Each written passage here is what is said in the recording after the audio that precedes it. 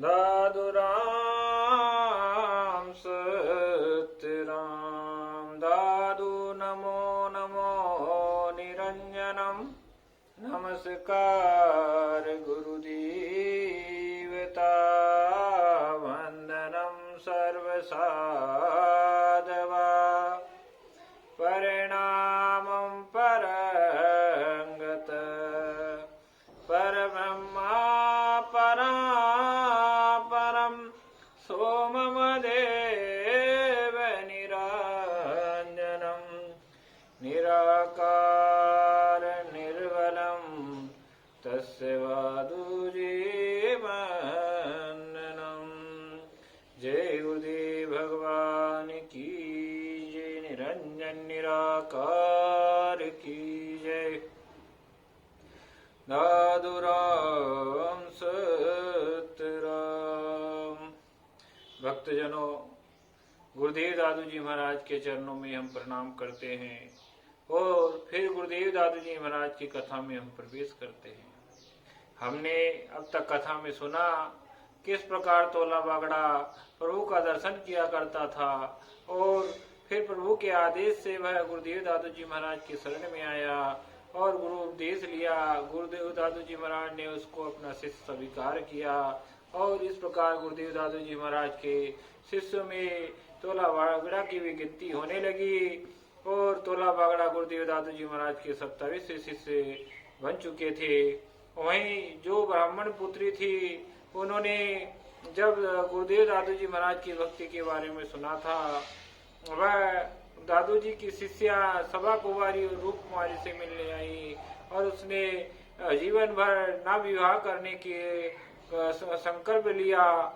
तब वहां के ब्राह्मणों ने यह देखकर कुपित हुए और उन्होंने सोचा कि अगर ऐसा चलता रहा तो सभी पुत्रियां वैराग्य धारण कर लेंगी और कोई विवाह ना करेगा। क्यों ना हम राजा को भड़काएं। राजा को भड़काने पर राजा मानसिंह गुरुदेव दादू जी महाराज के पास आया। तब गुरुदेव दादू जी महाराज से विनती करी, प्रभु आप गुरुदेव दादू जी महाराज के पास आया और गुरुदेव दादू जी महाराज के चरणों में प्रणाम करके गुरुदेव दादू जी महाराज से विनती करी और कहा, प्रभु आपने ये जो कुंवारी कन्याएं को शिष्य रूप में स्वीकार कर रखा है, इनका विवाह करा दीजिए तो उचित ही होगा। इनका विवाह नहीं होने से पाप लगेगा। तब गुरुदेव दादू जी महाराज ने राजा मानसिंह की मन की स्थिति को जानते हुए उनसे कहा कि ये कन्याएं पूर्ण परमो संतोष प्राप्त कर चुकी है, पूर्ण विराग प्राप्त कर चुकी है, ये पाप रहित है और इनका तेज अति उत्तम है। अगर ये विवाह करना चाहती है तो आप इनसे पूछ लीजिए और विवाह कर दीजिए। तब गुरुदेव दादू जी महाराज के आदेश को मानकर राजा मानसिंह सभा कुमारी और रूप कुमारी के पास गया और सभा कुमारी और रूप कुमारी से कहा कि देवियां आप कुंवारी है और इस व्रत का पालन आप ब्रह्मचारी का नहीं कर पाओगी, इसीलिए आप कहो तो आपके लिए सुंदर वर की व्यवस्था कर दी जाए और आपका विवाह कर दिया जाए। तब राजन की बात सुनकर सभा कुमारी और रूप कुमारी ने राजन से कहा, राजन आप किसके विवाह की बात कर रहे हो? हमारा विवाह तो 8 वर्ष पहले ही हो चुका है। जिस परमात्मा ने इस संसार में हमको पहुंचाया है, हमने उनका वर्ण कर चुकी हैं। इसके साक्षी गुरुदेव दादू जी महाराज हैं और अब हमें किसी चीज की और कामना नहीं है जो हम विवाह करें, हमारा विवाह तो हो चुका है। इस प्रकार सभा कुमारी और रूप कुमारी का दृढ़ निश्चय देखकर राजा ने कहा कि मैंने गलत किया और मैंने इनसे विवाह का प्रस्ताव इनके सामने रखकर यह अपराध किया है। तब राजा मानसिंह ने उन दोनों से क्षमा मांगी और कहा, देवियां मुझे माफ कर दीजिए, आप तो मेरी गुरु बहने हैं, मैंने आपसे ये प्रश्न करके अपराध किया है। आप तो दृढ़ निश्चित ही है, आप तो दृढ़ निश्चित ही है और आप में कोई पाप नहीं है दिखाई देता। इस प्रकार राजा मानसिंह ने उनसे विनती करने लगे। तब सभा कुमारी और रूप कुमारी ने उन राजा मानसिंह से कहा, राजन आप क्षमा करने वाले तो हम कौन होते हैं, आपको क्षमा तो गुरुदेव दादू जी महाराज ही कर सकते हैं। आप उनसे ही क्षमा मांगिए। इतनी बात सुनते ही राजा मानसिंह दौड़कर गुरुदेव दादू जी महाराज के चरणों में गिर पड़ा और कहा, प्रभु मुझे माफ कर दीजिए, आप तो तपोनिधि हैं, आप जो चाहे कर सकते हो, मैंने ये पाप किया है। इस प्रकार वह बार बार गुरुदेव दादू जी महाराज के चरणों में दंडवत प्रणाम करने लगा।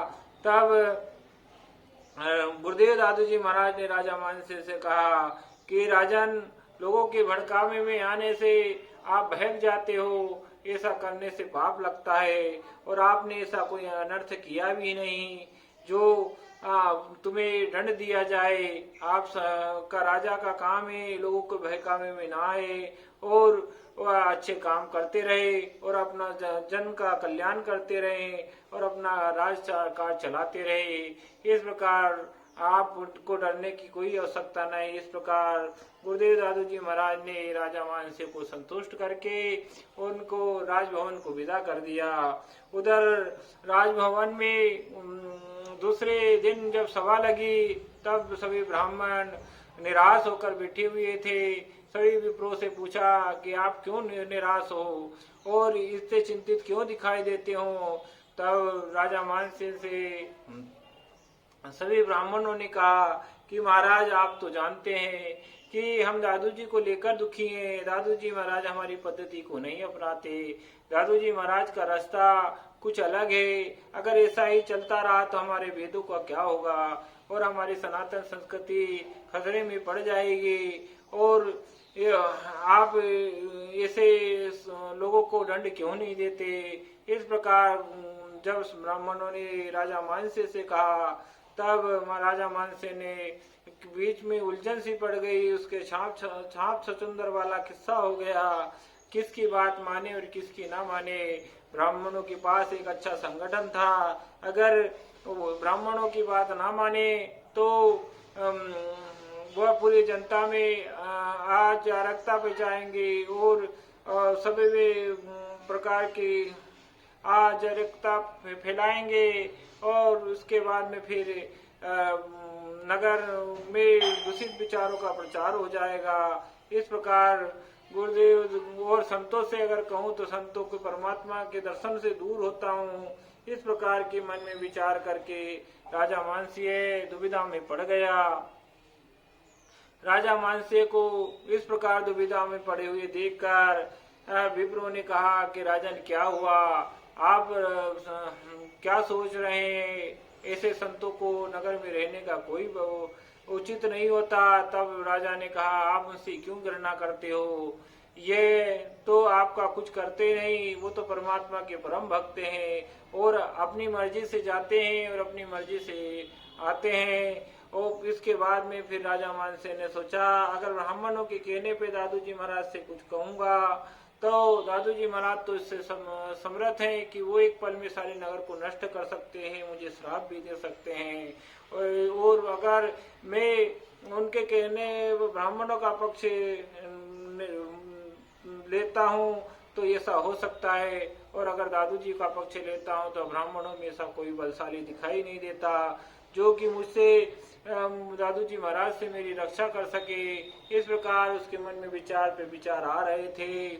तब राजा मानसिंह ने सोचा कि ये संत तो बिछड़ने वाले हैं, अगर दादू जी महाराज यहाँ से कहीं चले जाएं तो इस समस्या का समाधान हो सकता है। तब वह गुरुदेव दादू जी महाराज के चरणों में गया और वहां जाकर गुरुदेव दादू जी महाराज के चरणों में बैठकर प्रणाम किया। और प्रणाम करने के बाद में उसने दादू जी महाराज से चर्चा करते हुए, भगवान की भक्ति की वार्ता करते हुए ने प्रश्न किया कि प्रभु, आप यहाँ कितने वर्षों से विराज रहे हैं।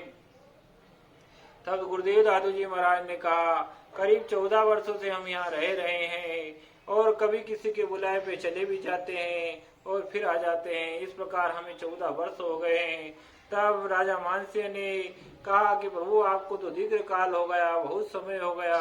मैंने सुना है कि संत एक जगह स्थान पे अधिक समय नहीं रहते, फिर आप कैसे ठहर गए। तब ये प्रश्न सुनते ही गुरुदेव दादू जी महाराज उठ खड़े हुए और वो वहां से चल दिए।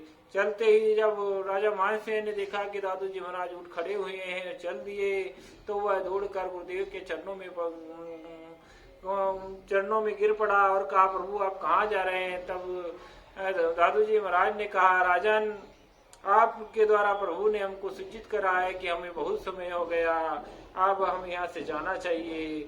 आप परमात्मा ने हमें आपके माध्यम से यह अवगत कराया है, नहीं तो ऐसा प्रश्न आप कभी नहीं करते।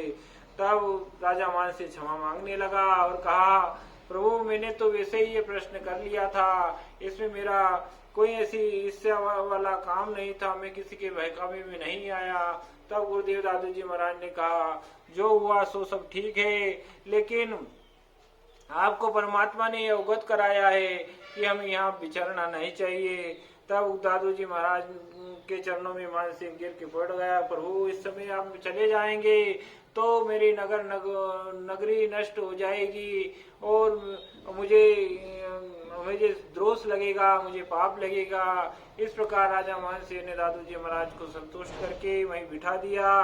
तब दादू जी महाराज वहां बैठ गए, लेकिन दादू जी महाराज के इस प्रकार की स्थिति देखकर परमात्मा क्रोधित हो गए। आगे कथा में क्या होने वाला है, गुरुदेव दादू जी महाराज वहाँ ठहरते हैं या आगे बढ़ते हैं, कथा के अगले भाग में हम सुनेंगे। लाइक सब्सक्राइब कमेंट कर इस संत कथा को आगे बढ़ाते रहिए और दादू जी का नाम गाते रहें। इसी प्रकार दादू राम सत्यराम कहते रहें। इसी के साथ में मेरी वाणी को विराम देता हूँ। मेरा सहयोग करें, लाइक सब्सक्राइब कमेंट जरूर करना और इस वीडियो को ज़्यादा से ज़्यादा देखना और शेयर करके लोगों को तक को दिखाना। दादू दयाल जी महाराज की कथा का मिलना बहुत असंभव है, लेकिन संत कथा बहुत ही निर्मल और भक्ति की कथा होती है, इसे जरूर सुने।